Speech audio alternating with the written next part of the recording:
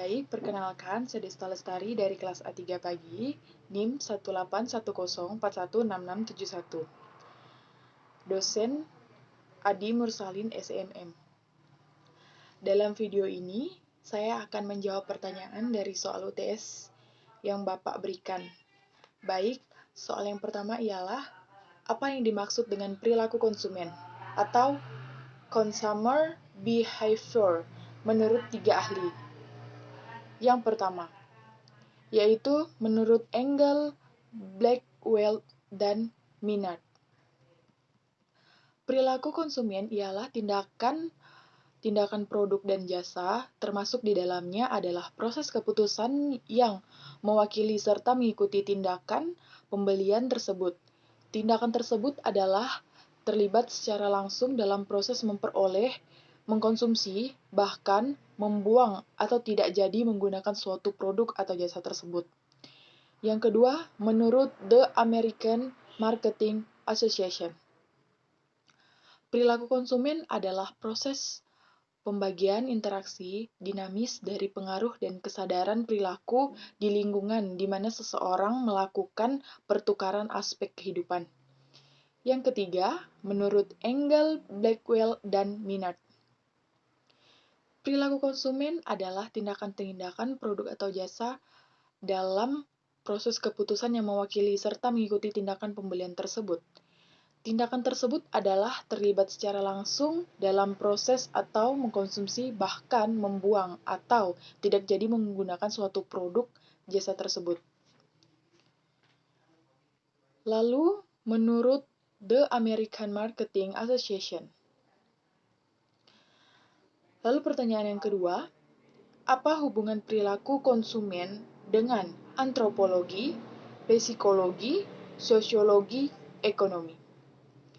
Yang pertama yaitu sosiologi, yaitu memberikan sumbangan atau mempelajari kekuatan sosial yang mempengaruhi konsumen, seperti konsep struktur sosial, keluarga, kelas, sosial, etnis, gender, dan gaya hidup yang dapat mempengaruhi perilaku individu maupun kelompok.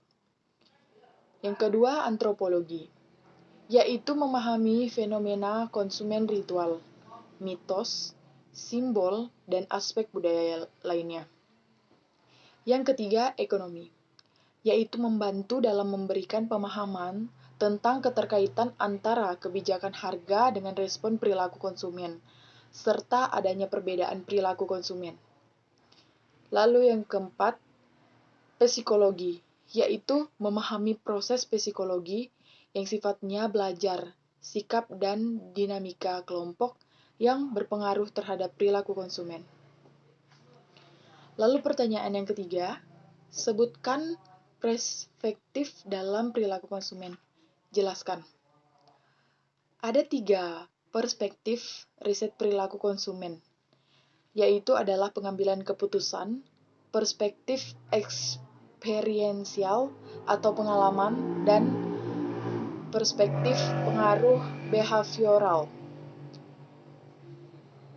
Dan perspektif pengambilan keputusan, yaitu melakukan serangkaian aktivitas dalam membuat keputusan pembelian. Perspektif ini mengkonsumsi bahwa konsumen memiliki masalah dan melakukan proses pengambilan keputusan rasional untuk memesahkan masalah tersebut. Yang kedua yaitu perspektif eksperiensial atau pengalaman, yaitu mengemukakan bahwa konsumen sering kali mengambil keputusan membeli suatu produk tidak selalu berdasarkan proses keputusan rasional untuk memecahkan masalah yang mereka hadapi. Konsumen sering sekali membeli suatu produk karena alasan untuk kegembiraan, fantasi, ataupun emosi yang diinginkan. Dan yang ketiga, perspektif pengaruh behavioral. Perspektif ini menyatakan bahwa seseorang konsumen membeli suatu produk seringkali bukan karena alasan rasional atau emosional yang berasal dari dalam dirinya. Perilaku konsumen dalam perspektif ini dipengaruhi oleh faktor-faktor seperti program pemasaran yang dilakukan oleh produsen, faktor budaya, faktor lingkungan, faktor fisik, dan faktor ekonomi, serta undang-undang yang berpengaruh dalam lingkungan yang kuat membuat konsumen melakukan pembelian. Lalu pertanyaan nomor 4, sebutkan tahap-tahap dalam proses keputusan membeli produk. Tahap yang pertama adalah pengenalan masalah. Secara sederhana, sebelum pembelian terjadi, pelanggan harus mempunyai alasan untuk berpikir bahwa apa yang mereka mau atau apa yang mereka cita-citakan berbeda dari apa yang sudah mereka miliki. Keadaan bahwa keinginan berbeda dengan kenyataan menimbulkan masalah pada pelanggan. Yang kedua yaitu pencarian informasi. Begitu pelanggan mengenal masalah yang dia miliki, dia akan memulai untuk mencari informasi karena mereka ingin mendapatkan solusi dari masalah yang dia miliki. Jika masalah terletak pada foundation makeup, dia akan mencari foundation. Jika masalahnya terletak pada kulkas dan fitur-fitur tercanggih dan termodern, dia akan mencari kulkas. Prosesnya cukup lugas dan langsung. Lalu yang ketiga, evaluasi beberapa alternatif.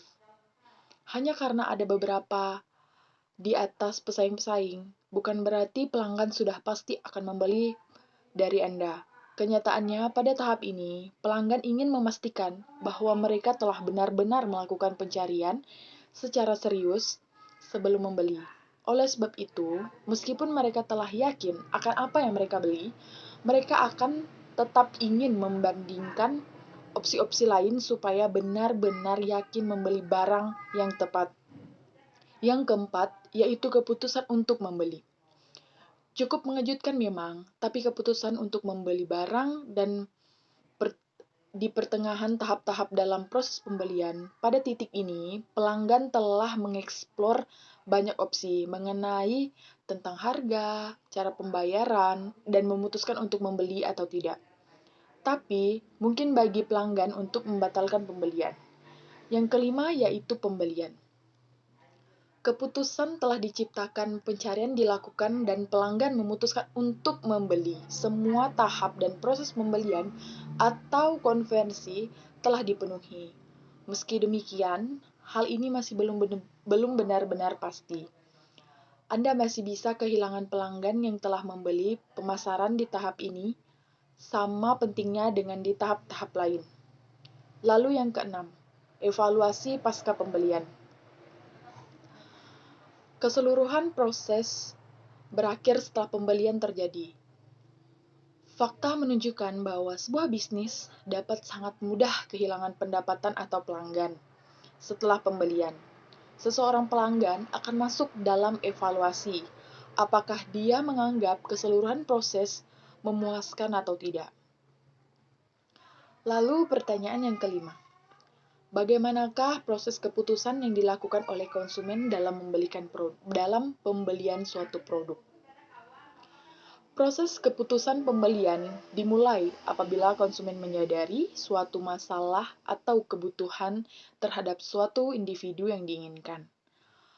Proses pembelian menggambarkan alasan mengapa seseorang lebih menyukai, memilih, dan membeli suatu produk dengan merek tertentu. Proses keputusan pembelian terdiri dari 5 tahap, yaitu pengenalan masalah, pencarian informasi, evaluasi, alternatif, keputusan pembelian, dan evaluasi pasca pembelian. Pengenalan masalah, pencarian informasi, evaluasi alternatif. Evaluasi alternatif yaitu proses mengevaluasi atau pilihan produk dan merek dan memilihnya sesuai dengan keinginan konsumen. Dan pertanyaan nomor 6. Apa yang dimaksud dengan pengetahuan konsumen dan sebutkan? Pengetahuan konsumen yaitu semua informasi yang dimiliki konsumen mengenai berbagai macam produk dan jasa, serta pengetahuan yang lainnya terkait dengan produk dan jasa tersebut dan informasi yang berhubungan dengan fungsinya sebagai konsumen. Pertanyaan yang ketujuh. Jelaskan apa yang dimaksud dengan perilaku afeksi dan kognisi dalam perilaku konsumen. Afeksi yaitu merujuk pada perasaan konsumen terhadap suatu stimuli atau kejadian. Misalnya, apakah konsumen menyukai sebuah produk atau tidak. Sedangkan kognisi mengacu kepada hal yang mereka pikirkan, seperti kepercayaan terhadap suatu produk. Respon efektif dapat berupa baik atau tidak baik dan bervariasi terhadap intensitas. Lanjut ke pertanyaan nomor 8, yaitu jelaskan sejauh mana katalog dapat mempengaruhi perilaku konsumen. Dan sertai dengan link. Katalog dapat mempengaruhi perilaku konsumen jika produk yang dipromosikan disajikan dalam gambar-gambar yang menarik, sehingga akan menimbulkan minat konsumen untuk mengetahui lebih detail tentang produk yang bersangkutan. Dengan begitu, konsumen tertarik untuk membeli produk yang diiklankan dalam katalog tersebut.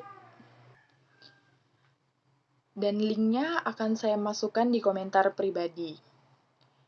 Kita lanjut ke nomor 9, yaitu sebutkan kriteria apa saja yang digunakan untuk memutuskan produk apa yang akan Anda beli dan bagaimana proses pengambilan keputusan oleh Anda.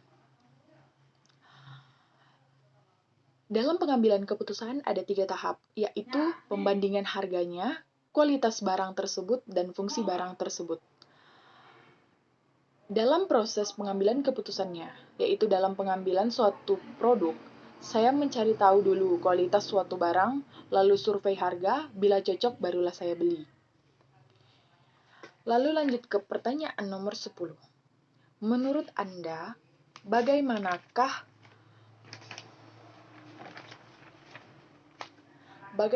jejaring sosial seperti Facebook dan Twitter menjaring konsumen untuk membeli produk yang dipasarkan melalui jaringan sosial tersebut?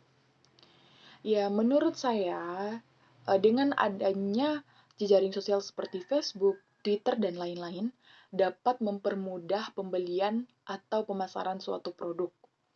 Baik karena dapat menjangkau berbagai daerah dengan memposting melalui media sosial, serta proses pembeliannya juga dimudahkan, dan produknya pun sangat mudah, cepat, dan cukup mudah untuk ditanggapi oleh penjual dan cukup mudah untuk diterima oleh pembeli. Jadi dengan adanya media sosial tersebut, kita dapat dengan mudah memasarkan produk yang kita jual ke berbagai daerah dan memperkenalkan apa produk yang kita miliki atau apa yang kita jual. Baik, sekian jawaban dari saya. Saya ucapkan terima kasih, maaf jika ada kata-kata yang salah, dan ada kekurangannya, saya mohon maaf. Terima kasih.